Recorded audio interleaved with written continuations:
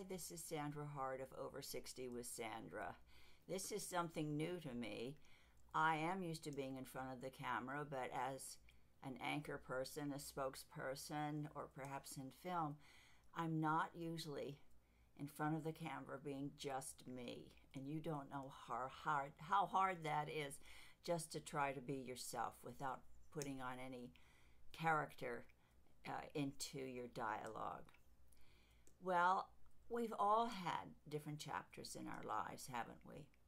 We started out as a daughter, then perhaps a wife or a mother.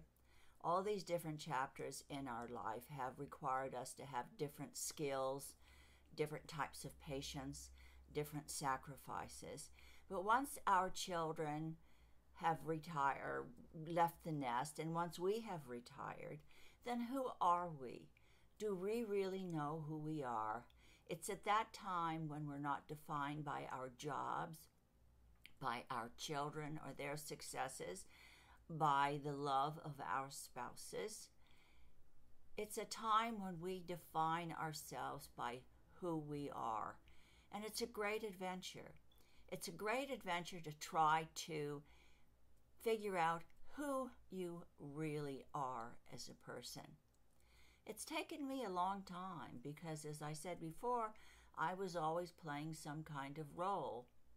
I had a life at work in my career, and I had a life at home raising my children and trying to be the best mother that I could be, being supportive of both my husband and my children. But now it is my time. It's my time when I can find out what interests I want to pursue. It's my time to open another chapter. I started out on Romper Room years ago, and that phased into being a talk show hostess and an anchor person for the evening news for a CBS affiliate. Then I became, in my third chapter, when all of my children were grown, I went into something that I really had always wanted to do since I was a child. I went into acting. I was able to perform in New York and have the leads in several plays. I did a lot of movies with great directors. It was a wonderful, wonderful experience. But when my husband retired and he decided he wanted to spend a lot of time in Florida, I had to make a choice. Was I going to stay in New York and do my career, or was I going to be with my husband? My relationship is very important, so I kind of gave up my career and I moved to Florida. But before I moved, I had started another chapter in my life. I had decided to write a book, to write memoir about my previous life. And in doing so, I found out that I really, really like to write. I love it. I can sit down, and at that time it was a word processor, you remember those.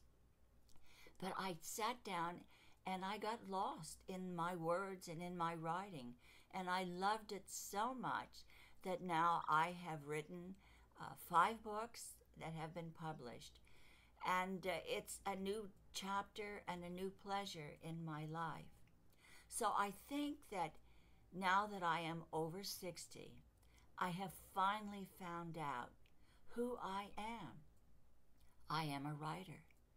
I am someone who likes to share ideas with other people. I'm also a motivator. I love helping my children. I love giving advice to people if they come and they don't know what direction that they want to go in. I think maybe that's the mothering me, and I'm sure you have it as well. But I found out that through my life, when I look back, I've had many chapters that have been fulfilling. But it doesn't mean that right now that I'm in one of the final chapters, final 3 chapters, I hope, 70, 80, maybe 100. I don't know, I'm dreaming maybe.